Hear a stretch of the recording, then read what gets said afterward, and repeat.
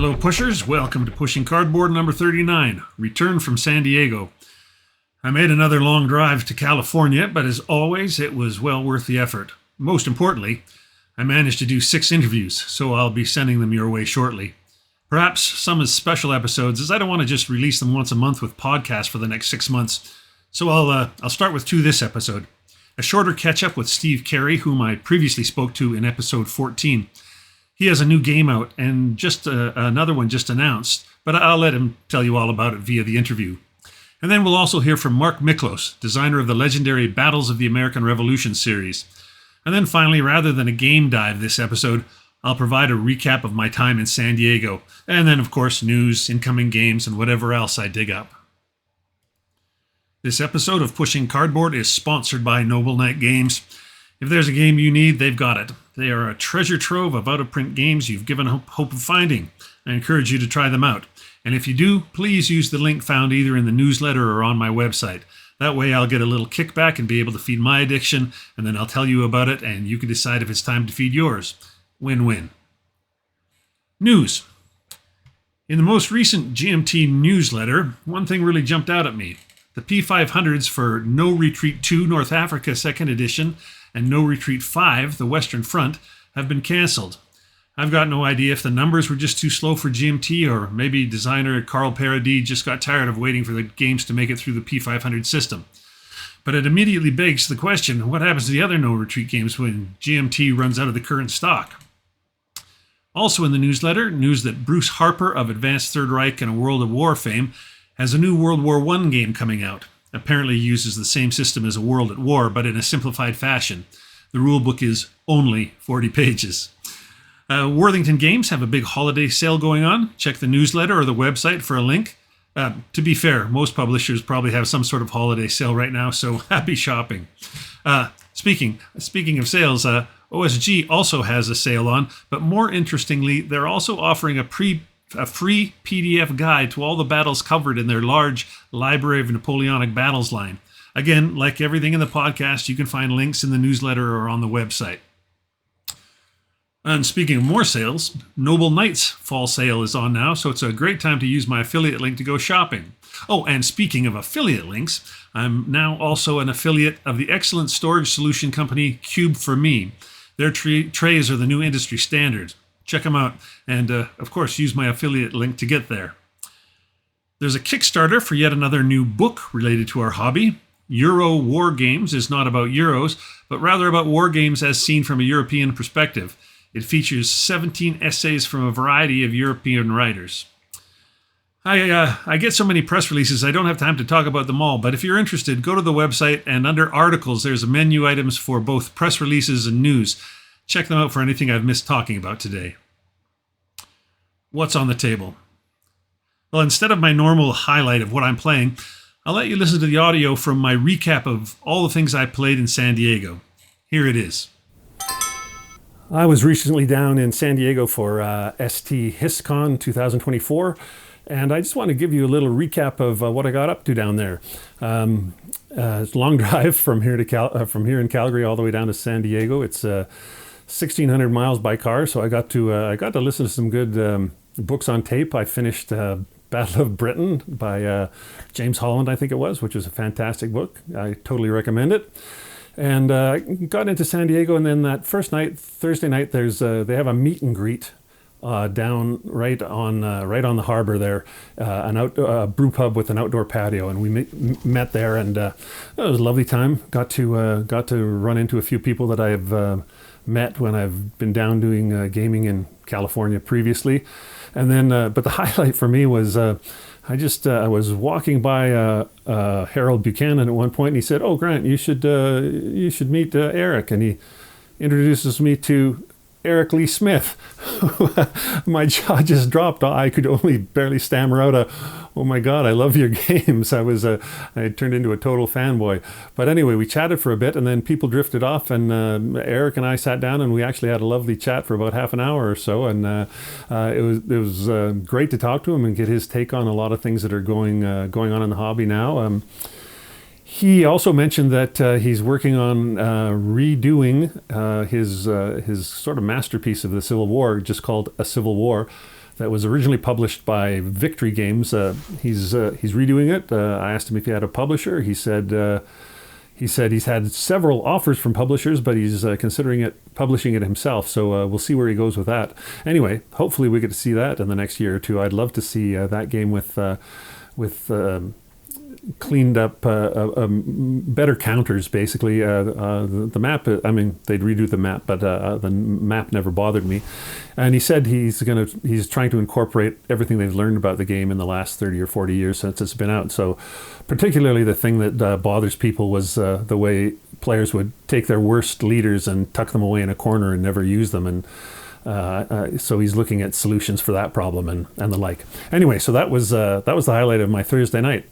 Then first thing Friday morning, after a lovely breakfast with Zilla Blitz, my buddy, I headed over to my first day of the convention, and the first thing I had on plan was a game of Blind Swords. This is Shiloh, the first day, the latest game in the Blind Swords series, and I got my copy. Richard and Roger from Revolution were kind enough to bring me this copy because my plan for that morning was I was teaching Alexander and Grant from the Player's Aid how to play Blind Swords. They have a couple of the games, but they hadn't played it yet, and they were eager to play. So we'd arranged it beforehand that I'd teach them to play, and so I'd picked out I'd got a PDF of the scenario book, so I could choose a scenario ahead of time.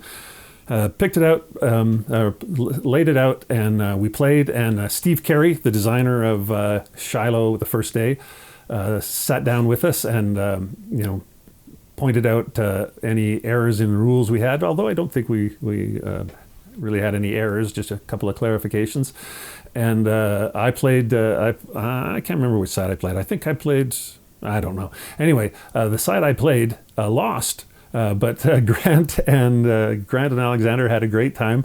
They took to this system like ducks to water, and I'm pretty sure you're going to see a bunch of Blind Swords content on their channel coming up if you subscribe to them. Anyway, that was a great way to start the convention. Shiloh, the first day. I should mention, I because I got this at the convention, I didn't do an unboxing with this, but this is the biggest of the largest of the Blind Swords game so far. It's a 2-map version of this Shiloh battle. I don't think any of the other Blind Swords are 2-mappers, not that I can think of. But they've also provided a bunch of smaller maps that are just sort of chunks of the bigger map. So when you're playing the smaller scenarios, you don't have to get out the big maps.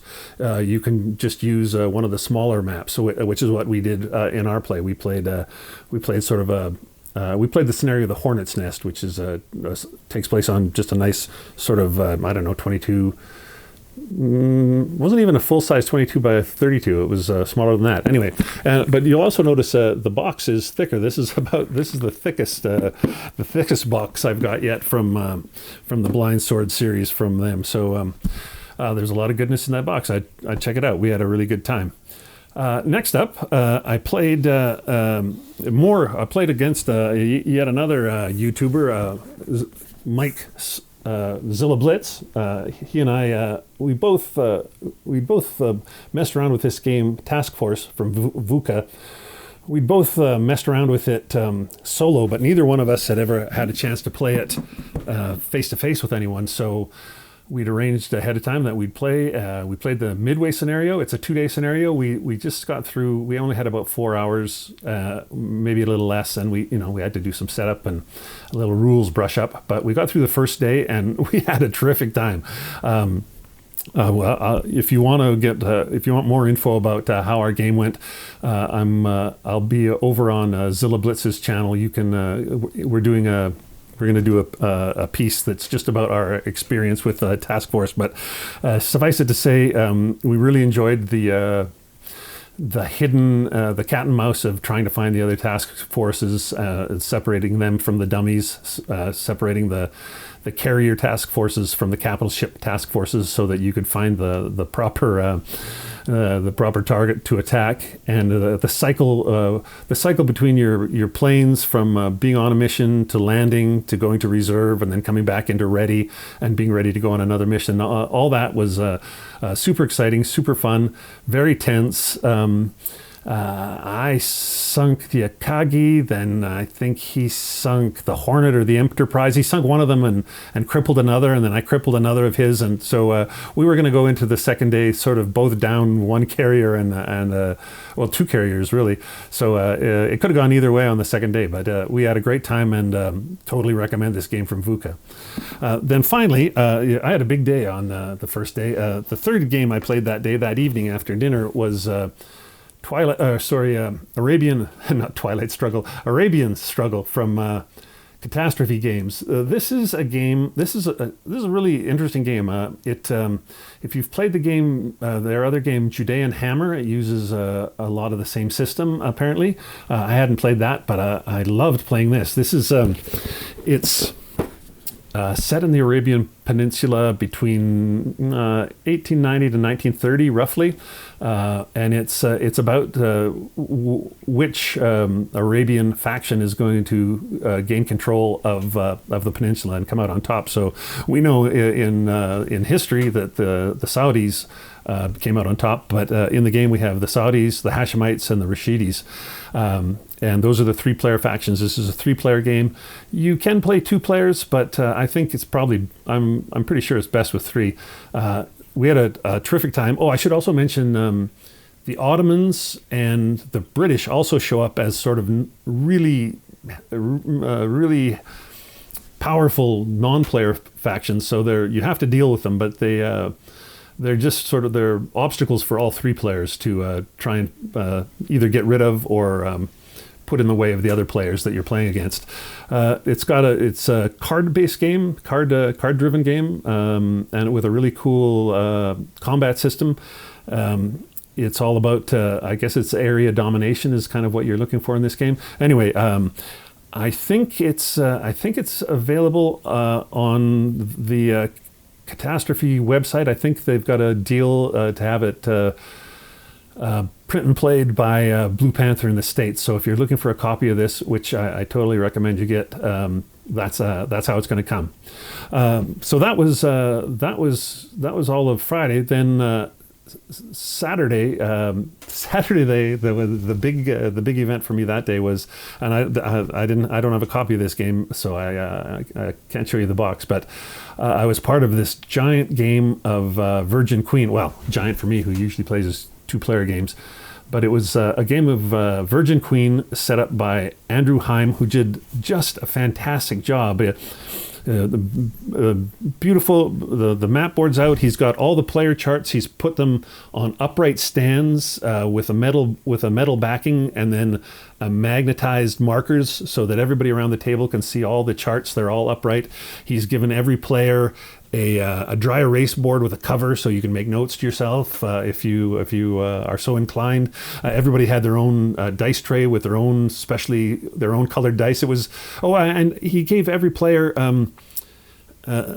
their own set of notes on if they hadn't played before or hadn't played the faction that they had been assigned before.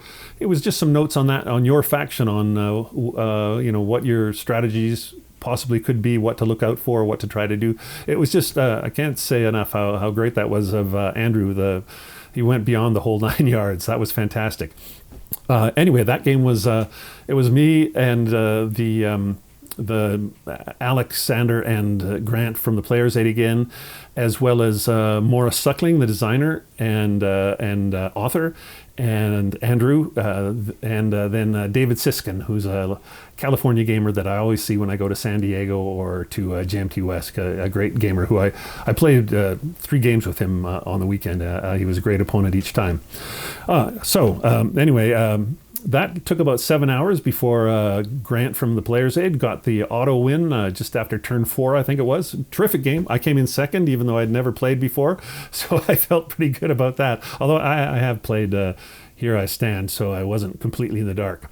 Anyway, that was my big game for that day. I didn't have anything planned for the evening, so I started I started tracking down folks that I'd set up to do interviews with, and I got a couple of interviews in the bag, and then called it a day. And then it was Sunday, and first thing Sunday morning, I played with David Siskin again, and we played. Oh, I wonder. I don't have the copy of it here, but I do have this. When we played Old School Tactical Volume 4, the Italian campaign, and we used the For the Empire expansion that gives you the New Zealanders and the Canadians. And David was kind enough to let me play the Canadians in a scenario against his Germans. And he's a longtime player of that system. I had only messed around with it solo, like so many things. So it was great to have my first face-to-face game with that, and we had a terrific time. I think I diced him a bit. My Canadians ended up winning, but it was a really fun scenario, and it was fun to play that system. I'm a big ASLer, so it was nice to play a tactical World War II system that was lighter without being so light that it was no fun. This really hit a sweet spot. It was great. Did that. I can't remember what I did next. That's crazy, but I did manage to get 4 more interviews in the can. That was probably what I did for most of the rest of the day. So I've got at this point I've got 6 interviews in the can that you'll be seeing either or hearing on the podcast, or I'll put them out on YouTube fairly quickly. I don't want them to last that long or stay in the can that long, so you'll see them soon. And then finally it was Monday, and I had one more great game lined up. I had met Christina Carl at the previous San Diego HistCon. We'd met online already, but on BGG, but we played Bayonets and Tomahawks last time, and this time we were both interested in 1812, Napoleon's Fateful March.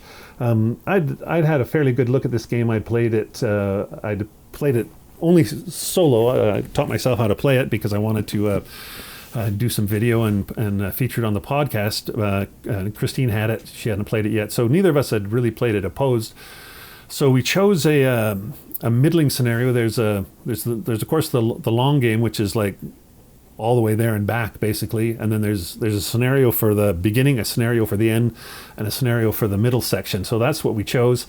I had Napoleon, and my Russians made it to Moscow. We made it into Moscow, but we were so strung out that Christina's Russians immediately cut our supply line, and we just started attriting away, and I wasn't going to make it back. So that was that. I had to concede at that point, but I think we both really enjoyed that game.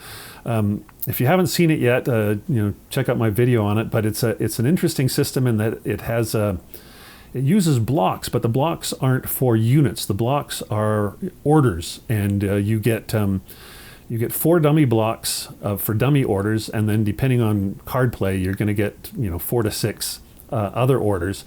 And at the start of each turn, you assign these orders to your pieces on the board. Just your leaders are on the board. The armies are on a hidden sideboard. So you each assign your orders secretly, and then when they're revealed, one order type at a time, you may be surprised at what your opponent's doing. It's great. It solves a little bit of if you're one of those people who hates how much omniscience we have as players, there's a great little bit of fog of war with this game. And of course, another VUCA game, just like Task Force, absolutely gorgeous components. And I'm looking forward to playing that one again, and perhaps getting a chance to play the full campaign. Anyway, that was that. After we got that done, it was all over but the crying, and I headed back to the first leg of my journey back to Calgary, and took another couple days to get back here, and then I needed a couple days to rest and back to work, and here we are. So anyway, that's my wrap up for this year at SD HistCon. I never know if I'm going to be able to make it back down for these things. I was surprised I got to go 2 years in a row, but if I get to go 3 years in a row, I'll jump at the chance. It was a great time. Thanks to Harold Buchanan and then everybody at HD Hist who pitched in to make such a terrific event. Yes, I had a very busy time, but it was well worth it. New games to the collection. A fairly big pile this time, as I bought a bunch of used games in San Diego, and I traded 3 away in a math trade for a couple of new ones. So here we go. Rostov 41, Race to the Dawn. This is one of the ones I traded for. I only have 1 or 2 other SCS games, so this looked like a good trade candidate. Mirages, Formation Series number 1. This is a review copy from VUCA. Expect to hear more about it soon. Operation Barclay. This was a pre-order. It's by Morris Suckling and is a very clever game about espionage and deception in World War II. Resist. I ordered this at the same time as Operation Barclay. I don't own any of David Thompson's solo games, and I thought it was time I rectified that. Asia Engulfed and GMT's The Battle for North Africa, War in the Desert, 1940-42. These were a couple of the used games I bought in San Diego. The American Civil War, Blue and Gray 2, 4 Civil War battles, and Blue and Gray 1, 4 Civil War battles, and Road to Richmond, the Peninsula Campaign. This was a set of 4 old SPI quads that I bought used in San Diego. Shiloh, The First Day. The copy Revolution gave me that so that I could play with the players' aids guys at San Diego HISCON and teach them all about blind swords. And then finally, Silver Bayonet, Terrible Swift Sword, and Vietnam 1965 to 1975. The 3 more used games, all bought in San Diego. So given that so many of these were secondhand, the cash outlay was minimal compared to buying them new. I don't feel too bad. Okay. Longtime listeners will recall my previous interview with Steve Carey. He just released A Greater Victory, his blind swords game on South Mountain, and if I recall correctly, he teased us by letting us know what he was working on next. That turned out to be Shiloh, The First Day, which has just been released. I'll let Steve tell you all about it and also let you know what he's working on next. I'm broadcasting here from San Diego HISCON, and I'm here with Steve Carey. How you doing, Steve? Doing great. Having a fabulous convention. We spoke maybe a year and a half ago. Last time I talked to you for Pushing Cardboard, A Greater Victory was just out, and I did a lot of coverage on that game. I loved it, as all my listeners know.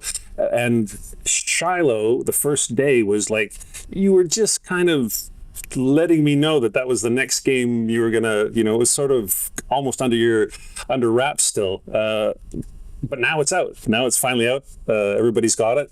What was the journey like from there to here to, it's not that long ago. You got that game designed and out the door in 18 months. Does that sound right? 2 years. 2 years. That's right, because I talked to you not here. I talked to you at GMT West. That's right. Correct. 2 years, yeah. Yeah. It's been an interesting journey. When a designer finishes a game, and A Greater Victory, which is the Battle of South Mountain, took a year. You typically would like to take a break and, go on the vacation and do some things. But when you have passion for a subject like I do, I immediately started working on Shiloh even before A Greater Victory was released. So you start doing research, and I kind of have an unusual way, Grant, that I do research. I call it research barrage after rolling barrage in World War I. Typically, I would like to have 5 sources. That's my minimum. And I'll read the source in all 5 books, and I'll immediately go to the computer and I'll take that knowledge and enter that into the rules, enter that into my historical notes. And as I go along at portions of the battle, the time and the day, I incorporate all those things. So I had started doing that before A Greater Victory came out. I already had the beginnings, but Revolution was unsure if we were going to do a big game like Shiloh. Right, Shiloh's a 2-mapper, right? It's like it's the biggest blind swords game that they put out so far, I think. 2 full maps, yeah. 2 full maps, yeah. Herman Luttman's excellent Thunder in the Ozarks, which is Pea Ridge, has 2 half maps. Right. These are 2 full maps, but they're only used in the 7th scenario. The other 6 scenarios are 1 map or less. And there's small, like, dedicated maps, isn't there? Is it? Or no, yeah, that's right. There's small dedicated maps, so you don't even have to use 1 full map for some of the smaller scenarios. Exactly. I talked to my publisher, Revolution Games, and one of the scenarios has an 8.5 by 11 map. You can set it up on your computer desk and go through a few turns. You can also fight the Hornet's Nest on half the map. I have. Yeah. And I thought that was a really great way. It's not the first time that a publisher's ever issued small maps like that. VUCA did that with their big game Knock Paris in 1914. Same thing with their Task Force game. Yeah, wonderful. Yeah. So thankfully, the publisher went the extra mile, and we tried to accommodate both veterans and new players because we felt that Shiloh as a big name battle would attract new players. Even though Shiloh is a complexity above the typical blind swords game. To just back up a minute, what drew you to Shiloh as the next one after you did South Mountain? I have a passion for the battle. And the games that I had played on Shiloh, starting out with Richard Berg's Bloody April, going back more than 4 decades, which had a lot of bookkeeping in it, that wasn't quite for me. So I had a particular vision, as I do for any of my games. And I want to meet that vision the way I perceive, whether rightly or wrongly, I perceive that the battle could be portrayed.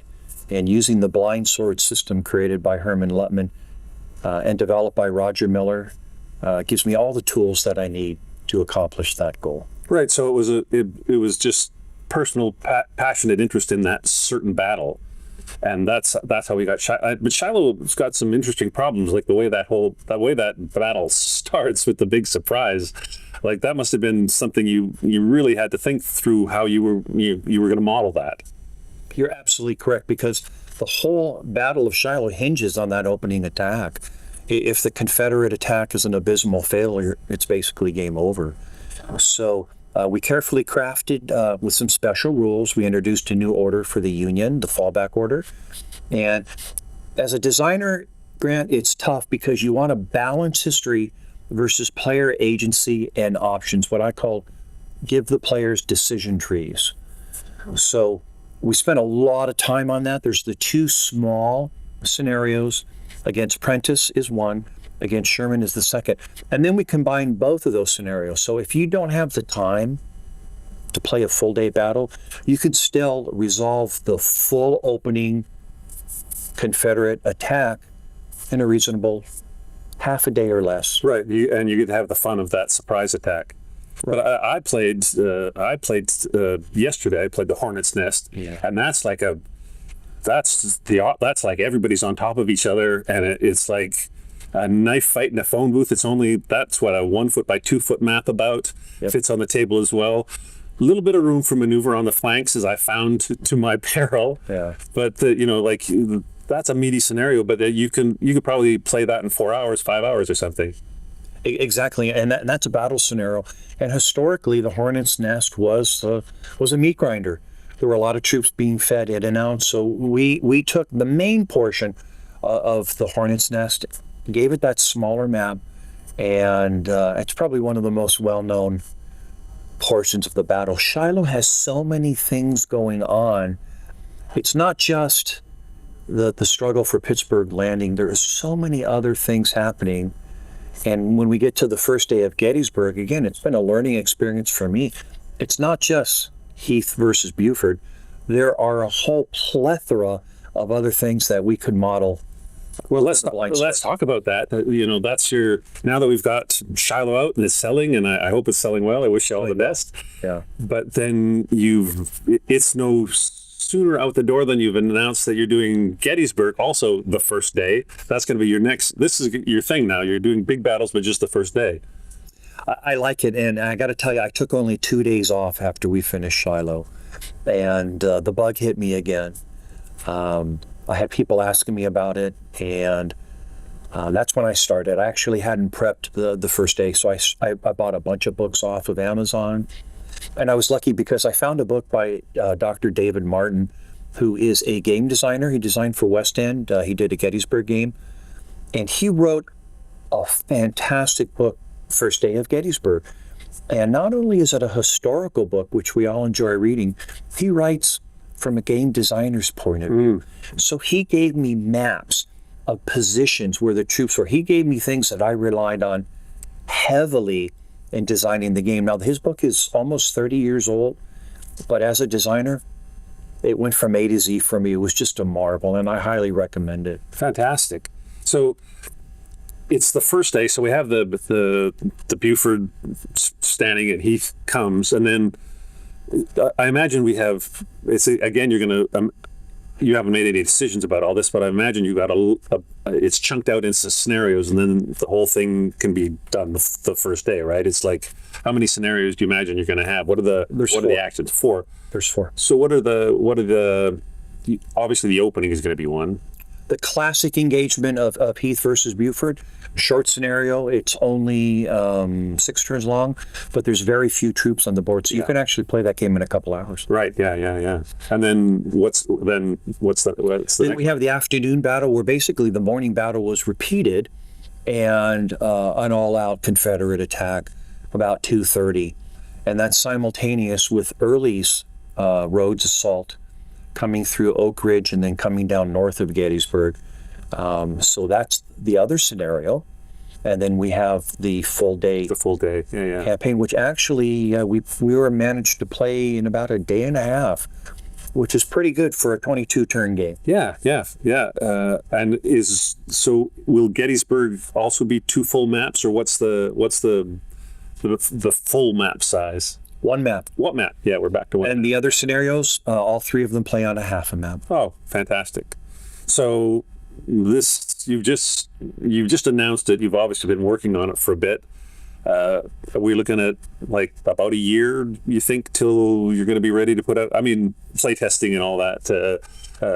God willing, it all goes well. But is that sort of your timeline? Yeah, and the play testing and the development is extremely thorough. So what we do in the alpha stage is I design the game, and then I have a group of play testers, Texas, a couple here in California, and we put the game through the paces. We just want to make sure that it's not broken. Most of this play is solitaire, even though I did play some scenarios with a local gamer. And you're just making sure that things are accurate. You don't list a brigade coming on at 3 o'clock and then list it coming on at 2:30 also. So we cleaned up all those little things. Then we put the game through a bunch of testing, about 30 play tests over the 4 scenarios. And then we debuted the game at GMT, and we have it here too. Revolution's been working hard. They had 8 play tests in the 2 weeks, and then 2 yesterday and 1 today. So we're over 40 play tests. So we're doing our best to deliver a game that is quality, fun, solitaire friendly, and playable in a reasonable time. And is Roger Miller your developer for this then? He's my developer and taskmaster, as the whips in my back. Just think of Ben-Hur and the drum beating and the whip and the rollers. So I have those lashes, but they're well deserved, and it's just part of the process. Last time I ran into you at a convention, and you were still playtesting Shiloh, and I overheard Roger giving you some notes, and it's like, yep, Roger's like, he tells it like it is. So that's good. That's what you want, right? Absolutely. And, I have to realize when I design a game that I probably know the game better than anybody else. I mean, let's just assume that that's true because I designed the game. So when other people start getting involved, they're going to have different perspectives, and they're going to have different views, and I have to respect those views. Now, I will lobby, and I will push for the things that I feel are really important, but there's other tangential things that may not be as important. And of course, the developer, what's one of their main functions is streamline the game. The old adage of a designer is not what to put in, but it's what to keep out. Absolutely. Every good designer that I talk to for this show, that's the key, the thing that they all come back to. It's like, I think it was John Butterfield said, if a game's not working, I have to figure out what to pull out. That's how you solve problems, is pulling out, and that gives us better games too, right? It does, but I'm also a really big history guy, so I do not like to script games. If something needs to be handled to prevent someone from ruining a game, we have 150, 160 years hindsight. We have an omnipotent view overlooking the battlefield. I like to give players agency and have those decision trees as long as they're reasonable without history. So, for example, in the Gettysburg game that started yesterday, the campaign game, instead of launching Heath and Davis forward, the Confederate player decided to hold back, which is what the orders really, what Heath had. don't start an engagement. Right, right. But he thought it was just federal militia. We can handle those so easily. And that's how the battle started. So the Confederate player took some different tactics, and I like that because I want to have players able to choose their strategy and not be scripted by 5 or 6 rules a turn. You can't do this, you can't do that. Sometimes it's necessary to prevent the game from going down the rabbit hole. Right, but Mark Herman says, as soon as you make the first move in a war game, you're in alternative history, right? So it's like the history is the setup, and then you invite the players to take it down the historical road or take a little side tour if they think it makes more sense, right? It's like it's just the setup that's the history. After that, it's like, what can you do? Right, and sometimes the history is not very good. I love Terrible Swift Sword. I played it when I was 16 years old. It came out in 1976. A buddy and I got together almost every Saturday. And coincidentally, we finished the first day, and we thought it was the greatest thing in the world. Later in, as time was on, the history left a lot to be desired. And, I'm not throwing Richard Berg under the bus. A lot of people know that. The history of the game. Because what wargamers tend to do is you get a set of forces, and what do you do with those forces? I call it the magnet effect. People just go together, right? But Heath really didn't have that luxury. So in Gettysburg, for example, his 2 brigades of Archer and Davis are fine. If he wants to bring in Pettigrew, which is his Beck's brigade, and in every other Gettysburg game, Pettigrew comes on, and the morning battle really is what the afternoon battle was. So if Heath had violated his orders, he would have taken a risk to do that. And we cause you to do a risk as the Confederate commander. And how do we do that? When you pass a roll, you just don't get to move Pettigrew. You've got to roll again. And if you fail, you just lost that activation. So you're going to take a risk. Huge risk. Huge risk, but Pettigrew's your most powerful formation. So you're going to be juggling, wow, I really need to give that activation to somebody else, but I'm tempted to bring it here. It's that big risk, big reward thing. Right. So that would be an example of trying to meet history, but also giving the players agency. Yeah, that's fantastic. That's we want. It starts at the historical, but we also expect that even if we can go off the rails or whatever, but we also expect, hey, it's also got to be there's got to be, the historical outcome has to be possible. A game that starts with the history and then doesn't give you a chance to actually do what actually happened drives you crazy. It does. And that would be back on the designer and the developer for incentivizing the player to take these ahistorical approaches as the better way to win the game. So I like to keep the game on historical rails. I like to offer those victory conditions, but that doesn't mean you have to go directly down the pike. And you can do a flanking maneuver. You can do something with your artillery, try to set up a grand battery. It takes time. You're giving the player agency. Try to coordinate your reinforcements maybe a little better. And that's what I like to do. Let the player decide within historical parameters and luck how the battle turns out. So we're probably going to see this game in about a year. You've given yourself like a day off between the last 2 and this one. Do you plan to take some time off after this one, or do you have another one already up your sleeve? Like you've gone whole hog on being addicted to this blind sword system as your current favorite way to design. It's like binge watching your favorite TV show. I've been binge watched The Expanse with my son. What a fabulous, science fiction. So it's the same way designing. I'm kind of binging, and I'm really not playing any other games. Right. I still buy games, I still get games, but as far as playing, Blind Swords to me is my favorite system. So we should have this out July of 2025 is what we're hoping. Yeah. The battle was July 1st through the 3rd. It's in pretty good shape. After that, tentatively, I have with Jeff Grossman, who is the designer of Cuba Libre, the terrific coin game from GMT. Jeff and I have started a co-op game on Prairie Grove. There's really not much out there, and it's the part of the trilogy of Pea Ridge, which Herman did at Thunder in the Ozarks.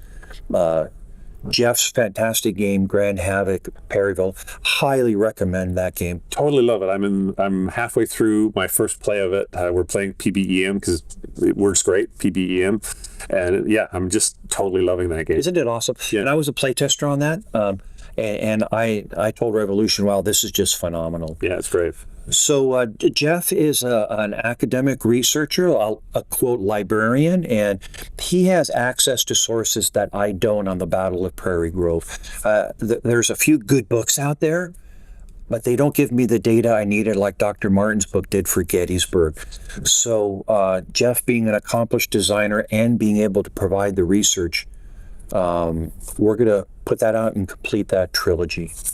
And co-designing it, but it's still like a blue versus gray. It's still a blind swords game. Yeah. It's a pure blind swords game. Right. Yeah, fantastic. Well, it's been great to catch up with you. Is there anything you else want to let the listeners know before I let you go? No, it's just been a lot of fun, and I'm very happy being retired to have this hobby sanctuary. As everybody knows, there's a lot of things going on in the world, and today we lost Mark Ruggiero, who is a legend in the hobby as an ambassador of the hobby. And I also learned today one of my best friends lost his house in the fire in Ventura. He lost everything. So it kind of puts things in perspective. The people, the games. This is a wonderful hobby, and we don't need to infight. We don't need to question or bicker. This is our sanctuary, and I absolutely love it. And I just want to thank everybody for listening and following the podcast, for buying the games. It's all part of the synergy that we have with the hobby, and it keeps me going. I love it. I couldn't agree more. Thanks again, Steve. It's been great talking to you again. It's always great to see you, Grant. Thank you. It's always great to run into Steve when I make it down to California. On top of his own design work, he's just a terrific ambassador for our hobby. Next up, I spoke with another legendary designer. Mark Miklos is the creator and designer or co-designer of every game in JMT's Battle of the American Revolution series. And an avid historian, as well as a teacher and designer, his energy and enthusiasm for all things pertaining to the Revolution are contagious.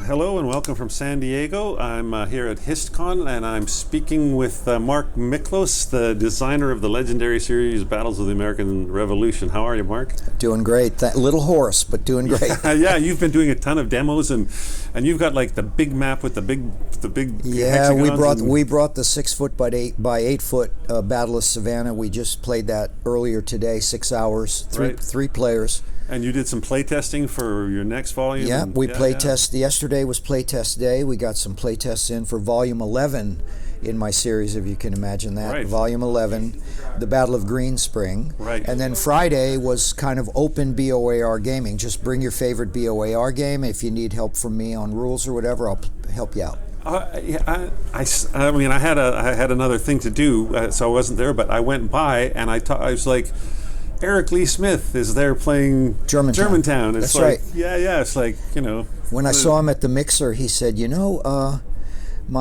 some relative of his, he believes, fought there, and he reminded me that many years ago, when Germantown was being developed, there was a name, a misspelling of a name on the map, and he reminded me that he reached out to us to get the name corrected, and we talked about how we had used period maps, but they were from the 19th, not 18th century, and so right. And so it was great to see him, and it was great to have him play with us. He's such a legend, and I love his work too. Yeah, me too. I met him at the opening mixer, and it was just like. Somebody said, "Oh, this is Eric Lee Smith," and my jaw dropped. I was like, "I love your games." It was great. And he said he's doing another volume at long last of Across 5 Aprils. Yeah, and he said he's thinking of republishing the original. Civil War. Oh, the Civil War. yeah. Oh, how about So that? That's kind of cool. But we're not here to talk about him. We're here to talk about you. Okay. So we, we look like we're maybe roughly the same age. I'm not sure. It doesn't really matter. But I've been a wargamer for 40 some years. I'm guessing you've probably been in the hobby sort of similarly long. Yeah, let's see. I could probably do the arithmetic if my brain's not too fried. Let's say 50 years. Yeah, right. I'm getting there. I'll be up about 50 years in about 3 or 4 years. I was fortunate, and the reason I was fortunate to have a friend in high school who had the original Gettysburg by Avalon Hill that had square spaces, not hexagons. Yeah, the very first. And he had it. He showed it to me. I thought, man, that's cool. And then when I went off to college, my roommate was already a gamer. And we were both history majors, so that was the end of it. Yeah, All-nighters playing Jutland and God knows what. You know. Yeah. So you're playing all those early, the Right. golden, sort of first golden age games. Right, Yeah, cut our teeth on all that stuff. Yeah. What would you say was the game that made you go, just stick with it? You're like, you were never gonna. Oh, I can absolutely tell you, 1776. Of course. You could have put money on that Yeah, that's right. and gone home a rich man. Yeah, I could have. Yeah. I wondered if it might have been something earlier than that. But that game comes out that game came out in what, 73 or 74 or something. I don't remember, Yeah, but we played the heck out of it. Yeah, when it did. yeah. Well, that's totally makes sense. So you played through college and all that, and you were a history major. Are you a historian? Is that? Well, I don't earn my living that way, other than on the side with designing games. Right. But yes, I have 2 degrees, and I would call myself a historian. But as life unfolds, it is a journey, and you end up. Very few of us end up where we started out to be. Totally So you take opportunities and you flow along and you learn and you grow and so on. So although I taught for a while, I did go into business eventually. Right. Interestingly, though, speaking of history, I started a business as an entrepreneur in Charleston, South Carolina, and it was historic tours and it was a historic tour and transportation service. And so I would conduct historical tours around Charleston, or then as my company grew, others would work for me, and we would do that. And so I've always found some way, Grant, to stay connected with my ultimate passion, which is history, all history, but certainly the Revolution. And I've done that no matter what else I've been doing to earn a living and raise a family. Yeah, absolutely. I've been my degree is in fine arts. Been a stage actor my whole life, like 35 years. But I'm always doing something else to pay the bills. But things. That's the way it works. Exactly as you said. You go around and you take what life gives you. Right. That's right. So. You've always been interested in the American Revolution. When did you get the idea that you thought maybe you'd try your hand at designing then? So I was on the Saratoga battlefield in 1995. And it was my first time there. I've been now several times, of course, but it was my first time there. And I found myself standing at the Boot Monument. Do you know what the Boot Monument is? No, I don't. So it's a monument stone on which is carved a facsimile of a boot with a bullet hole in the instep. I believe it's the instep. Could be a little higher up. Doesn't matter. And it's inscribed to the most gallant soldier of the Revolution, unnamed. And it was put there by the troops who served under Benedict Arnold, because Benedict Arnold won the Battle of Saratoga, not Horatio Gates. And of course, they couldn't name him because of his subsequent treason. I think if people who aren't into the history, they don't realize what a great general. He was the greatest tactician we had, and with all due respect to Nathaniel Greene, and I would argue that if it weren't for his treason, he would be remembered second only to Washington Right. in our panoply of our creation mythology. You know? Right. Yeah. Yeah. I totally agree. So I was overcome, and it was like an epiphany. Now I was a gamer, Yeah. long time. in the tooth, and like any gamer, yourself included, I bet, you play in a hobby long enough and you start thinking to yourself, if I had designed this thing, whatever it is you're playing, I might have done this rule differently. I might have done, and then some of us get in the habit of like house rules. Well, when I play or my buddies play, we're going to do this way, regardless of what the rule says. So that's kind of rattling around the back of my mind.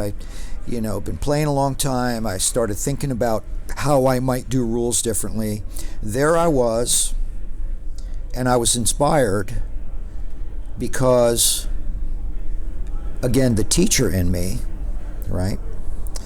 It's like I need to convey to the gaming community and beyond the actual value that Benedict Arnold brought to the revolution. Alfred Thayer Mahan credits him with saving the American Revolution on 2 occasions. Two victories that had they lost. Well, Valcour Island was a defeat, but it delayed the British invasion of 1776 down the Champlain and Hudson. So although he lost his fleet, first of all, he had to build a fleet where none existed. And then he fought the fleet, and he lost the fleet. But in doing all of that, he stopped the British, and they went back to Canada. Right. And then the second time was Saratoga, and at Saratoga, and because of that victory, that brought the French in, as most people know, and it was the French who was French intervention that guaranteed us our independence. Without it, I don't think so. Right. So anyway, so there I was, and I was looking at that monument, and I was feeling my history oats, and I was feeling the passion and the need to do something. And coincidentally, it was a point in my career, my working career, where I had time, because you don't always have time. Yeah. And I said, I've been gaming a long time. I've thought about a design, I didn't know what, I just thought, or house rules. If I'm going to do anything at all, now's the time. Now's the time, and here's the subject. Because if you think back to those days, the American Revolution was a very marginal, very peripheral subject. Oh, in the 90s, yeah, absolutely. Very peripheral. Yeah. And I committed myself. I made the original core design, the Battle of Saratoga, the core rules. It took me 2 years. And then by 97, I started shopping around my prototype. And Grant, I got a lot of polite rejections, just like Colonel Sanders, right? Yeah, right. Yeah. But I said, you got to persevere. It's the story of a million great novelists too, right? That's right. No, you're right. Yeah. And I had already made the acquaintance of Andy Lewis by going to what was originally called Avalon Con, the forerunner of WBC. Yeah. And DonCon, and we call it DonCon. That's right. Then, yeah. And so I met Andy there, and I knew that he had a connection to GMT, and so in '97. I went to the con, and I took it, my prototype, and I said, hey, Andy, would you take a look at this? And we played about 4 turns, and he said, I think GMT might be interested in seeing this. It's got low rules overhead. It's playable in a short amount of time. We're all getting older. People work for a living, raising families, whatever. We can't commit like in college to all-nighters and stuff. We need to be able to play a good game in a rather short amount of time. And this has highly nuanced, you can play it quickly, learn it quickly, but then even experienced gamers are going to find that they need to come back and back and back again because there's so much in there, right? Yeah, subtlety and nuance. So he showed it to Gene, and as I understand it, and I don't know all the people involved, and I don't need to, but as I understand it, he got a lot of people advising him not to do it. it's a dead topic. It's a dead end. Don't do an American Revolution war game. It'll never sell. Well, he took a chance because he liked the game.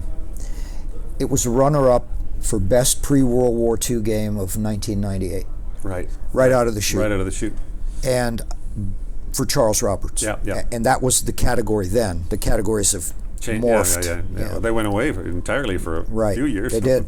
And I mean, what a blessing, right? What an amazing turn of events. So then GMT said, "Do you want to do another one?" I said, "Sure." So, well, I was wondering about that because when you design the first one, you have no idea that it's going to be I thought a it was series. a one-trick pony. Yeah. But so it turns into. I mean, we know now. There's 10. You're working on number 11, and you've designed them all. There is. When did you know that it was like they asked you to do a second? When did you know that there might be a third, fourth, fifth? Like how did that? When WBC picked them up as competitive games in their tournament. Oh, right. And people came to play them competitively. And I'm fortunate to say that Battles of the American Revolution, from a single volume through now 10, has been a mainstay in what WBC calls their century lineup. 100 games that make the cut and are invited back, and we've made the cut for 26 years. And does the volume that gets the particular game that gets played change every year, or? Yeah, so it does, because since it's a series, my approach has been to offer a series, and so heat number 1 might be the Battle of Saratoga. Heat number 2 might be the Battle of Eutaw Springs. Heat number 3 might be the Battle of Monmouth. And most of my games have short scenarios as well as full campaigns, right. And so, of course, you've got a scheduling thing there and whatnot. So you find the right mix, the right amount of time a game will take to be played, the approachability, how long it's been in print. I wouldn't want a game to come out this week and 2 weeks from now there's a tournament and I'm going to use it. That's unfair. Yeah. So you take all that into consideration. You map out your ladder, and it's. You play heats, win, lose, or draw, and at the end of the heats, you take the top 8 players into a direct elimination quarterfinal, then a semifinal, then a final. Right, yeah. And that's how it works. And then years. they're area rated. Right, yeah, I totally. I'm a Canadian. I'm this kid up in Canada. No, maybe one other wargamer, but I got my area membership back in like 1977. It was like, this sounds like something I should do, right? Yeah. It's like.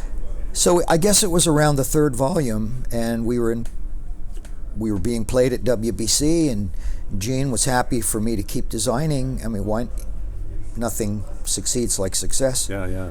So I kept after it, and funny story about that. Volume 9 was finished. GMT had it in the art department. That was the Battle of Rhode Island, and I was working on White Plains, which was number 10, and. It was up at PresCon, and I think it was a semifinal round. 2 guys were playing, and several of us were watching and talking. And somebody said, "Hey, Mark, how many of these are you going to do?" And some while back, when I realized I had a series on my hand, I asked myself that question. Right. And I for no other reason than because it was a round number, I thought to myself, I'll do 10 if I last that long. I'll do 10 because 10 is a round number. 10 is a statement number. 10 looks good on a book. 10 of anything looks good on a bookshelf. And I have 2 boys. I felt like if they could then say about their father that he designed these 10 things on the bookshelf, I mean, it's good. A bit of a legacy, right? Yeah. So my answer was, well, I'm going to do 10. And I know it sounds like hyperbole, but I'm as true as the day is long. 3 or 4 folks in unison rose up and said, "You can't just do 10. There were 13 colonies." That was totally on my mind.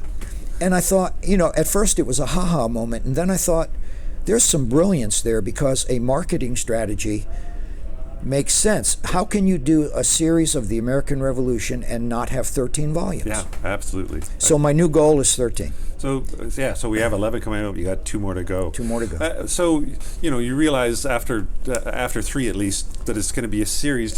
Have you? I just played White Plains just the other day before I came because I knew you were going to be here, and I thought, well, I better bone up a bit. But I can't remember. Do you do the thing where it's series rules and then exclusive rules for Yes. each volume? Yeah. When did you? How far along were you in the process? How many games long before you went? We got to switch this to series rules. Right. Yeah. And I give all the credit for that to Rob McCracken, my developer. I've worked with several developers through the 26 years, but ever since volume 7, I've been with Rob. And so that's now, we're talking the last 6-7 years, whatever it's been. And he pointed out the fact that we really don't need to regurgitate core rules in a single book because players who are accumulating your series and know the series know the core rules and can jump straight into a de minimis exclusive rule book, 6 pages, whatnot, and boom, you're there. And for those who are picking up a game for the very first time, then here's your core rule book. It's cover to cover 14, but it's really more like 11 to 12 pages of rules, and then the additional, be it 6, 8, or 10 pages of exclusive rules. Right. And then I always have the historical essay, designer's notes, all of that good order of battle, all of that stuff. The way you do it is the way I. If there's going to be series rules and exclusive rules, I always appreciate it when the exclusive rules aren't longer than the series rules. Then I just go, oh, well, it should just all be in the same book. But it's, Now, in White Plains, since you mentioned White Plains, there you are going to find an exclusive rules that is longer than the core series rule book. White Plains, to date, I'm knocking on wood here, to date, White Plains is what I would call my magnum opus. It's everything I have in me, and it's not the game you would pick up to play if you've never played a BOAR game. But if you are comfortable playing BOAR games, it gives you the most fulfilling experience when you play the full campaign. It's 42. Is it 42 turns? It's 3. It's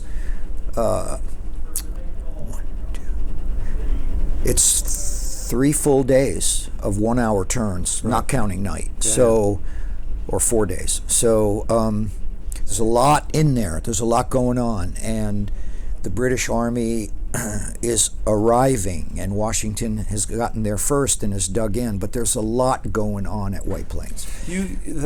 So in that case, the exclusive rule book is a bit longer. I didn't recall it as that. It didn't strike me the wrong way. So and half of that book, if you just pick it up and look at it in profile and say, boy, that's thick, half of that truly is order of battle, design notes, historical essay, map notes, all the fluff and feathers that some people are that I like providing and some people are interested in. Yeah, I love reading all that stuff too. So it's not as daunting as it appears, but it is longer than your typical exclusive rule book.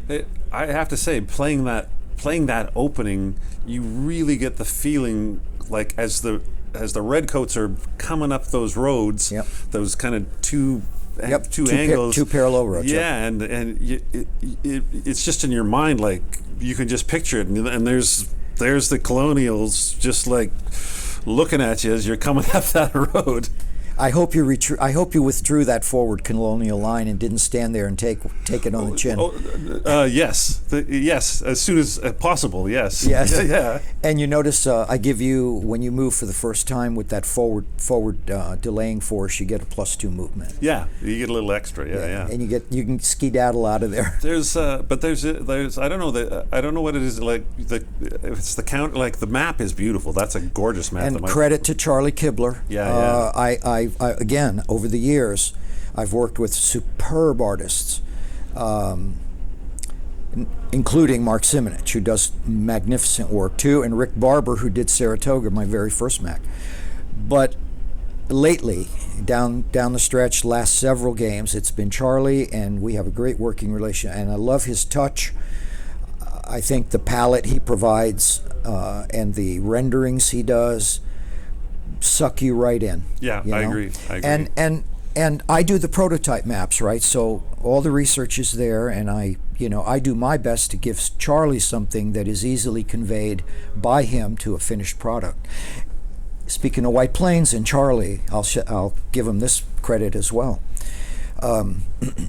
So I have, wherever I can find it, I like to put the names of the different homesteads and farms and things as you see. Yeah. But in this case, there was enough material, research material, that we could not only identify farms by name and structures in the town of White Plains, the village, but we could also find paintings, or if a structure was still standing in the early 20th century after photography, there might have been pictures that we found, pen and ink drawings, architectural renderings, and I said, Charlie, okay, this is the Ensign Falconer house. Rather than just a generic clapboard house with his name beside it, could you make it look like his actual house? Here's the picture.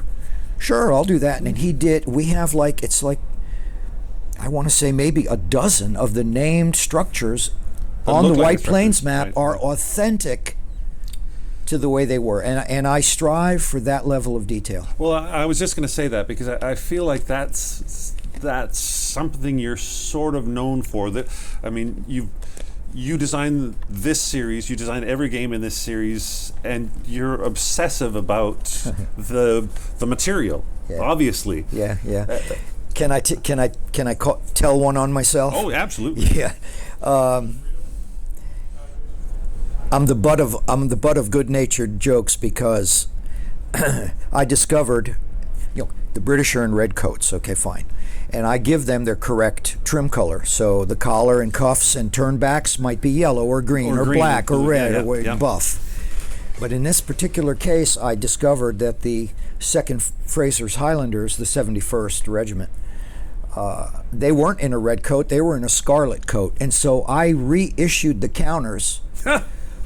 Changing nothing but the color of the coat to get it right, Grant. and I've been the butt of good-natured fun ever since. And the changes from red to scarlet, which is, not a huge change. But noticeable. Noticeable on the counter. Truly, the scarlet is deeper and richer, and it's a bolder color than red. Yeah. So, and can I, for the record, correct the record, I have had collaborative designers. It would be disingenuous to say that I have designed every single thing.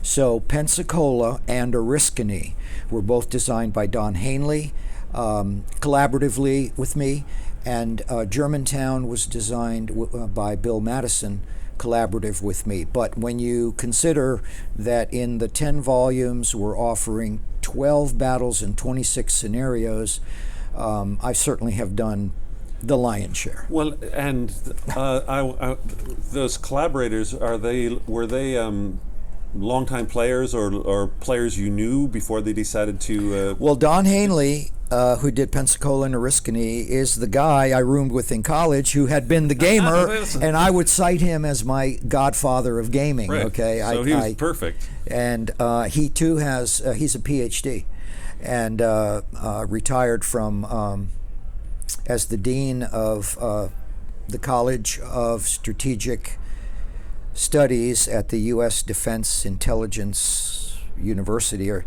I may be, Don, if you're listening, I may have gotten that wrong. I apologize, but it's a long bunch of credentials there. So he's he's written several books as well. He's a bona fide historian in his own right and every step of the way. The other collaborator was a gamer who just happened to have an abiding interest, loved my series, had an abiding interest in Germantown, did the research, and then we worked together to build it. Right, to make it so it fits into your series. Right. and right. And the when you're looking at the game, I mean, we talked about your obsession with detail. Every designer has a sort of a point of view. What is it? What would you say you're trying to make people understand about the American Revolution with your games?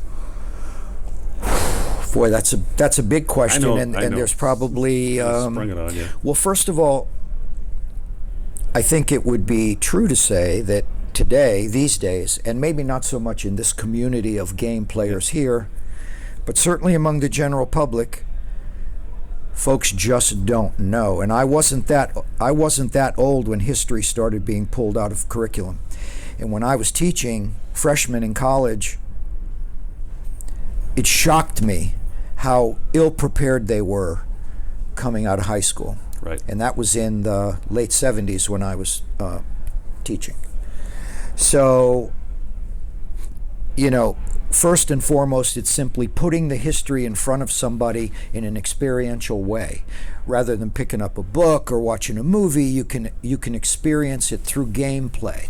Second, of course, I want it to be absolutely accurate so that, for example, Benedict Arnold can be seen as earning credit where credit was due at Saratoga. Wow, this leader is the best leader on the battlefield, and whenever I commit him in a battle on the board, he's going to most of the time do really well, right. And that sort of thing. So I didn't know Benedict Arnold was. I thought he was the traitor, and so let's get it right. First of all, let's just teach history again. Then let's get the history right, and then beyond that, we want good play balance, because history is history. But if the game is lopsided, you'll play it once, maybe twice. You'll say, "Well, now I know what happened, but it's a broken game. I know the other player can't win. I'll put it back on my shelf, and then." I'm with you. So play balance. Yeah, we have to always remember these are games. Right. And right. So you got to strive for that sweet spot. That's important to me. Replayability, right? Variability of play. And my system, you've heard the saying. Your listeners have heard the saying. No plan survives first contact. Exactly, yeah. You are not omnipotent, okay? Looking down from heaven on this battlefield, and everything is going to be precisely mathematically the way you want it to be. There has to be the random regimental colonel who advances when you didn't want him to, or runs when you asked him to stay. I don't have an I go, you go system. There's initiative, so you don't know who's going to go next. And the criticality of a double move at precisely the right moment can make or break Absolutely. A battlefield. Yeah. And with all of that being said, one more thing I'll mention that I strive for is conveying that this is not the era of Napoleonics or the Civil War where you're talking about tens of thousands of casualties, right? The armies were smaller. We had a lot of militia, but we also had professionals, Continentals, and certainly the British and Hessians. Very expensive to train these people. This is the age of reason still, okay? Objectives were rather limited, and if you took a few casualties, you were likely as not going to quit the field. Your morale was going to fail. Right. That's my impression of the period, is that breaking the morale of a single unit can break the whole line and break things open. But it's not about killing them all so much as making them give up the fight. Give up the fight. And so the game within the game in my system is army morale, and the way that's tracked and the way that then influences the capabilities of the units on the board. And you start in high morale, you can become fatigued, you can eventually become wavering, and if you fall all the way to demoralized, you have surrendered the game, you've quit the field. Bunker Hill was bloody. Savannah, that we played today, was bloody. They were perhaps the two most sanguine battles when you look at casualties as a percentage of troops engaged. Most battles were not. You're not going to have mountains of casualties in the eliminated box. You're going to have a lot of retreats and disruptions, the occasional step loss. But the whole time you've got one eye on the morale track. Right. And what's happening on the battlefield tactically is one thing. And I played a game on Friday with a guy who was learning the system. And in order for him to learn the system, I let him make a couple of, mistakes, if you want to call them mistakes. Well, I wanted to put speed bumps out in front of you. Yes, you put speed bumps out in front of me, and you did slow me down. But look at what the cost was. Right, the I morale gobbled cost. all those guys up, and your morale went to pot. Right. Yeah. And now now I'm gaining momentum, and I'm getting initiative every turn, and you have no more offensive capability. Basically the battle's over. Right. So conveying to the player that this is an era where morale was the critical element over just bloodletting. Right. And I mean, we've talked about Benedict Arnold and a little bit on Washington or Green, but it seems leadership is fairly key here as well. Sure. Leaders led from the front in most cases. Washington his horse had to be grabbed by the bridle, and he had to be pulled away by his staff and aides at Kips Bay. Because he wanted to go forward? Well, he was going forward, whacking the fleeing militia with the flat of his sword.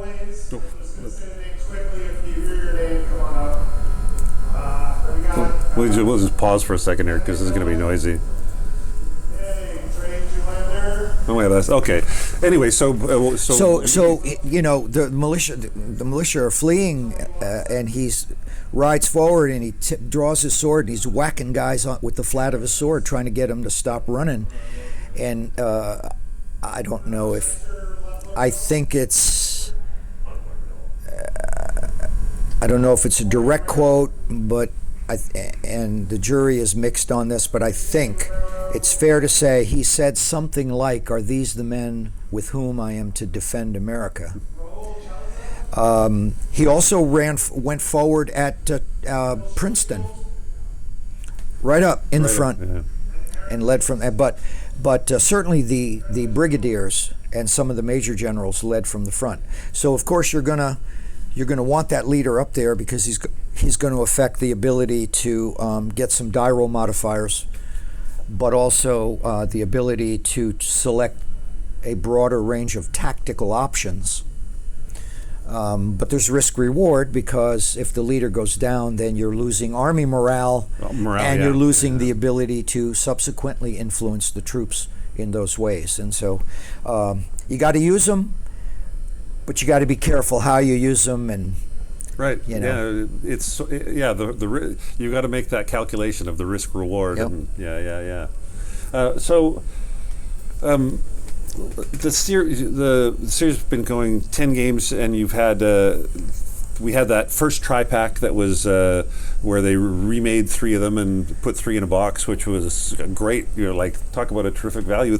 I think I read there's going to be another tri-pack. Is that right? It's already made P500, Oh, and great. in fact, the entirety of the redo is finished. And I just was sharing this with The Player's Aid boys? the Player's Aid guys. Yeah. There are 2 playtesters in Australia who have like a week to 10 more days left. They're on the clock. They're doing a final playtest of Oriskany, which is one of the games in the tri-pack. It's Germantown, Monmouth, and Newtown has a B-side, which is Oriskany. Right. And so 4 battles, three published volumes in one, but 4 battles. Such a great deal. Oh no, terrific deal, and it's going to be we went down to the skeleton on that one and built it back up as a bona fide, legitimate, brand new game. Original map or redone map or The map has a little bit of tweaking, but you'd recognize it as the original map. But instead of 1 scenario, there are now 4. The whole notion of the British being concerned about their Indian allies leaving is now reflected in a mechanism called Indian Will, and it's tracked separately from Army morale. Yeah, yeah. And you got to keep one eye on that as the British player. You don't want your Indian allies to skedaddle if you can help it. There's an Indian superintendent that helps with that, helps keep them in play if he can. One of the scenarios has Benedict Arnold coming with a relief column to raise the siege at Fort Stanwix. So that's Don Hanley. That was his original game, and he's working on the redo. And we're done, except a final play test by two guys in Australia. Right. And so we're ready to send that to GMT, to the art department.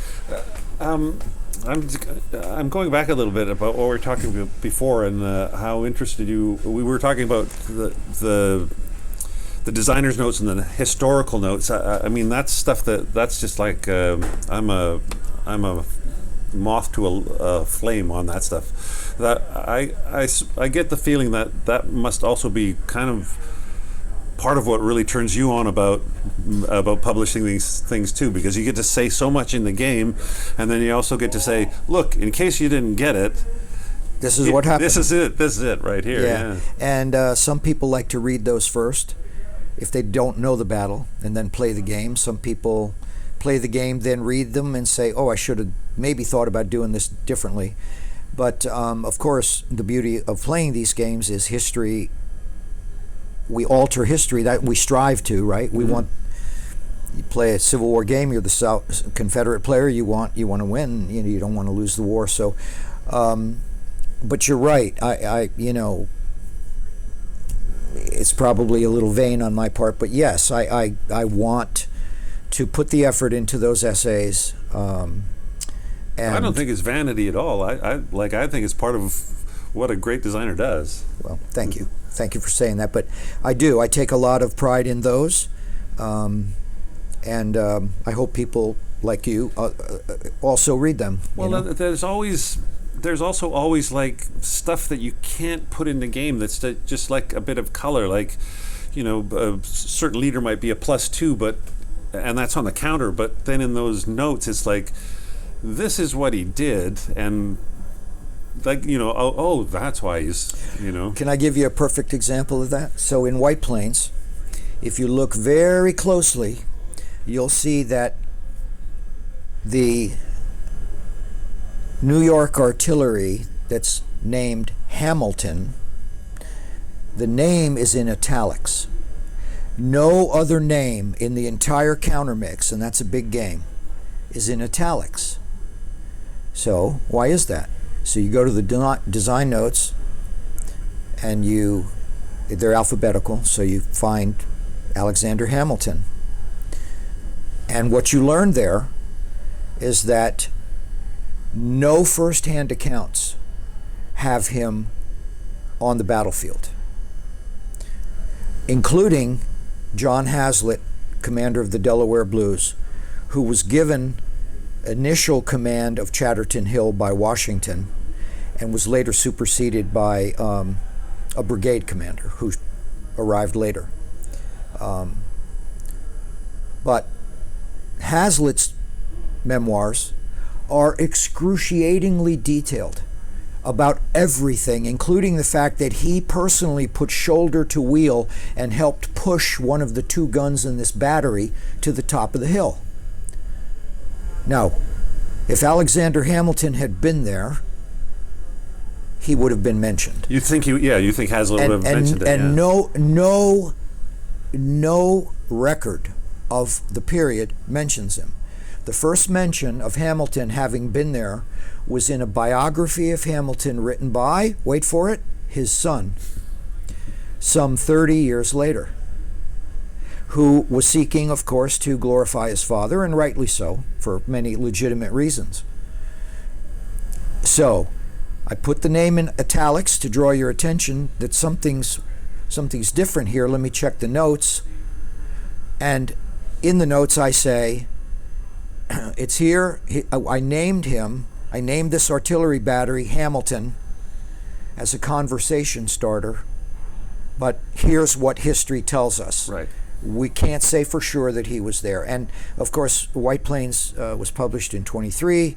The Broadway show was all the rage. It was making, they had traveling versions of it. I saw it in, I forget what city I saw it in. It wasn't New York.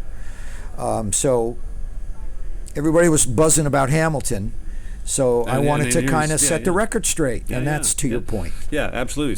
Just like we were talking earlier about Benedict Arnold, it's like, well, you think but here's something else, right? Yeah. Okay, well, I think that the last thing I want to talk about, I think, is volume. What did you say? Volume. What's next? You've got 3 volume. We're going to go to 13. Yes. Although I don't know, I totally trust you on that. I mean that you'll stop at 13. But if you do 13, what's 11, 12, and 13? Well, 11 is Green Springs, right? Which we play tested here, and I think we mentioned it. Yeah. So we're committed, and that's has been overshadowed. And here again, history, right? Green Springs is overshadowed in the history books because it was the prelude to Yorktown, so all the focus is on Yorktown. Right. But Green Springs is the largest field battle fought in Virginia in the entire Revolution, and it was the immediate prelude to Yorktown, and the outcome at the Battle of Green Springs had a material impact on the forces available at Yorktown, and so there's a lot going on there. And it's completely... it's a footnote in most histories. Right, but it's integral to really understanding Yorktown then. Yep. So that's 11, and that's, going to GMT soon. Number 12 is going to be a twofer. It's going to be two battles in one box, a dual pack. Yeah, sounds good. It's the British in South Carolina ascendant and diminishing. So in 1780, after the fall of Charleston, the British clobbered Gates at the Battle of Camden. So that's going to be one of the battles. And then after Guilford Courthouse, when Cornwallis goes first to the coast and then north to Virginia, Greene turns around, goes back to South Carolina to reconquer the state for the Patriot cause. And there are several battles as part of that campaign. And the one I'm doing is Hobkirk's Hill. So we've got, and that was fought, the 2 battles were both fought in what is today the greater Camden area, about 6 or 7 miles apart. So you get to have both those, but you get to have one map, but 2 different... No, it'll be 2 maps because Okay. the Battle of Camden was fought, the so-called Battle of Camden, where Cornwallis defeated Gates, was fought about 8 or 9 miles outside of the town of Camden as we know it today. Right. But Hobkirk's Hill was fought only a mile outside the city limits. Right. It was closer to Camden. Right. So can't get them on the same map at my scale. So it'll be a back printed map, but it's the same community, if you will, the British ascendant and the British diminishing. Yeah, that's a great hook of the ascendant descending, and then that's 12. And I don't have a pat answer for you for 13. I take recommendations. What about this? What about that? What about the other? We have launched. So I don't know yet, but I can tell you this: we've also now launched small battles of the American Revolution. The flagship game is Cow Pens, designed by Bruno Sinigaglio, developed by Dave Stifler. I kind of have like an I'm like the overlord of the project. Like Voco does with the coin games. Yeah. And want to make sure it conforms, Yeah. But the scale's been dropped from 200 yards per hex to 25, from 100 men per strength point to 12. And so now you have ranged musketry, because in my scale, musket fire has to be abstracted into what I call close combat, because effective range of a musket was 80. Right, yeah. And my hexes are 200. So musketry is part of close combat, which would include bayonets and all that stuff. Whereas in small bore, you'll be able to fire musketry, so there's going to be a lot more fire combat action and fire combat casualties. Right, and then if you close, then Yeah. you Yeah. have the melee or the close combat. Yeah. The British want to close because they have bayonets. The Americans want to keep the British at bay because they have rifles right. Right. without bayonets. And that's the first volume in that series, and then we can sort of expect that maybe There are 4 other battles in the queue already with other designers Oh, great. wanting to just get on the the bandwagon, which is so flattering. I love it. Yeah. Well, that's the I think that's the healthy way to think about it too. Is that it's like it is because it is flattering. Bennington and Hubbardton, both part of they were fought in Vermont, what is today Vermont. Both part of the Saratoga campaign. They're being designed by Curtis Fyock. He lives in upstate New York. Then Harlem Heights is going to be designed by John Foskett. I'm not quite sure where John lives, but it's somewhere up north, New York or Connecticut, maybe. I'm not sure. And then Cooch's Bridge, which is the only battle fought in Delaware, is being designed by my series developer, Rob McCracken. Right. So we have a queue already in place for small bore. That'll percolate right along. We've got Tri-Pack 2 on the verge of going to art. We've got Volume 11 in bore going to art. Cowpens is going to art. And then, of course, GMT has so many games that I can't speak to when Right. anything will. They just get into the queue and They get in the queue. Yeah. So small bore's going. Bore will maybe end at 13 volumes. I'm going with the maybe because I can see the enthusiasm you still have for it. Thinking about the small bore, the way you pick, the way we pick the battles for small bore is there smaller engagements as well? And Right. The smallest battle I have in my series is Utah Springs. Again, part of Green's reconquest of South Carolina. 2,200 on each side. A lot of 1 and 2 strength units. A few bigger ones on the British side, but a lot of low counter density, but it still works at my scale. Anything smaller than that, in terms of troops engaged, I can't do it at my scale. Right. So those battles would qualify for the small bore treatment. Right. At your scale, it'd be just too few counters. Yeah, just people not- said, why don't you ever do Trenton? Okay, fine. The Germans, the Hessians have three counters. The Americans have 4 counters. Go have fun, play a game. Yeah, exactly. You know, So we'll see that come out in bore, perhaps. maybe small bore. Yeah, small bore. Yeah, sorry. Trenton, Princeton, probably if it were to happen. Well, that's all the stuff about bore. Do you get time, or do you still have interest in playing other games, particularly like anything other people might be doing about the American Revolution? I try to play every Rev War game I can get my hands on to see how other designers treat the same subject matter. It's always, illustrative and informative. And there's good designers out there. And different systems, card-driven, point-to-point, blocks, Yeah, all the new whatever. things, And it's all good. And at RevCon, which is part of PresCon, I run a week-long tournament of all Revolutionary War games. So, for example, Maurice Suckling's Freeman's Farm, Freeman's Farm, 1777. Yeah. Academy Games, 1775 Rebellion. That's more beer and pretzels, but it's fun. It's fun. I've played that a lot. Clash of Arms. Just a minute. Command in what I meant to say was Command in Colors Tricorn. That's my out of all the My Command and Compass Colors game. Compass games. But out of all the I've played all the Commands and Colors just out of interest. That's my favorite. Yeah, it's good. And it goes back to that thing you were talking about earlier about morale. Yep. That Tricorn is the only one in the series where you really don't want to retreat because you have to take a rally check any unit that retreats, and if you fail, they fail, they break. You've broken your line. Yeah. Most of the other games, you retreat, you move back up. It's no big deal. But yeah, I love that series. So I do that, but I probably like most folks, I play World War II games. I play not so many anymore. Mm-hmm. I really am a pre-mechanized guy, Yeah, right? yeah. But I cut my teeth on World War II games. I play Civil War games. I enjoy those. Yeah.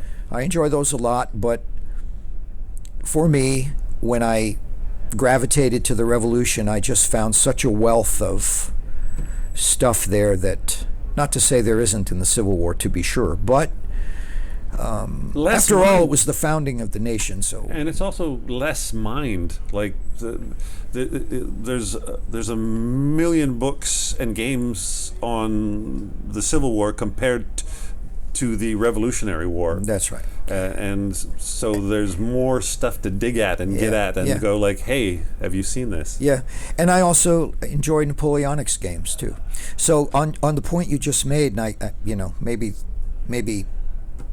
maybe this would be a good place to stop. But when I decided to do Saratoga, and I told you when that was in the calendar, we agreed there was very little out there. The old 1776 was still around. GDW had a game on Guilford Courthouse. There might have been some other that I'm. I think strategy. I have a Guilford Courthouse game from Strategy and Tactics. Okay. A magazine game Sure. way back then. Sure. But there really wasn't much. And again, GMT, there were a bunch of naysayers. Well, I'm not saying it was my stuff, but what I will say is that commencing with the success of BOAR, you have seen, I would argue, a renaissance of interest in the Revolution, and now every publisher has designers doing Rev War games. Yeah, I can totally think of a bunch in my mind right now. And how much of a role BOAR played, how much is coincidence, who knows? It's hard to say. But I'm proud to have been on the front edge of that ramp anyway. Right. Yeah. So. Well, the next couple years are 250th. Yeah, that's got to be that. You must be just like of course quivering with this excitement. Of course, that.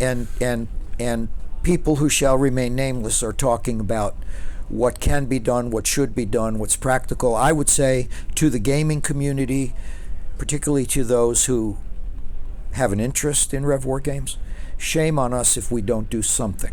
Right. And so something will be done. And what that looks like, it's still too preliminary. But we realize we're on the clock. And, hopefully in our small way, we can be among the many who are going to recognize that time on the calendar. Well, I think that is a great place to wrap it up. It's pretty exciting. It's been wonderful to meet you and talk about your games. I'm so glad to finally put a face to the boxes I've seen for so long. Well, thanks, Grant. I feel the same way, and may I say you have a great stage voice and radio voice. So it's no surprise to me you do what you do. Well, thanks. I felt like I listened to a lot of podcasts, and then some of them went away, and I felt I was missing them, and I thought, well, I'll just step up into the hole and see if I can, create some memories for other people, because the way the great podcasters did for me. So thanks very much. In San Diego, Mark hosted a seminar, demoed his games, and playtested his newest design. Much of the time dressed in Hessian garb from the period. He looks great in a tricorn. Newbie tips. Just a brief word about competitiveness. If you're a new player and you're worried about getting sharked or about not playing well enough to give someone a good game, not to worry.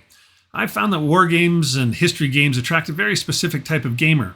They try to win for sure, but winning isn't their main goal by a long shot. Rather, they just want to see how the whole thing plays out. They want to see if it follows history or if its alternative to history is plausible. They want to see how it works and how their decisions influence the outcome. They will play to the best of their abilities out of respect for you and the game, but they're very far from the sort of player for whom winning is the only thing. I mean, there's a few of those type, but they tend to be tournament players. So even if you feel you're not much of a player yet, just dive in. Your opponent will be happy just to play, and more than likely eager to help you learn, as it means they may have a new opponent down the line. Parting shots. This will be brief, as you've already heard me describe how Andrew Heim went above and beyond in hosting our Virgin Queen game at SD HISCON. He's exactly the type of gamer you want teaching you a game or hosting a game. Just an incredible experience. And I didn't mention it in the recap, but he was also one of the players of Arabian Struggle, along with David Siskin and myself. Not just a great host, but also a joy to play with as a player. And he brought along his Pushing Cardboard tin cup for chit draws. Bonus points for that. Finally, thanks for all who've become supporters of Pushing Cardboard. David S., Michael S., Dan C., Rich, Tom W., Steve A., Dave B. I thank you all. And also anyone who bought swag from my online store or used the Noble Light link. Great thanks to all of you. And if you're at all interested in becoming a supporter, just go to pushingcardboard.com and click on the supporter menu page. That's it for another episode of Pushing Cardboard. If you're watching this on YouTube, please like and subscribe and whatever else they let you do there. If you'd like to receive the newsletter, you can sign up at the website. It's not only for podcast listeners. And if you're listening to the podcast, look for said newsletter with its links to everything I've talked about today. Should be in your mailbox shortly. Until next time, keep your chin strap on. Can't hurt.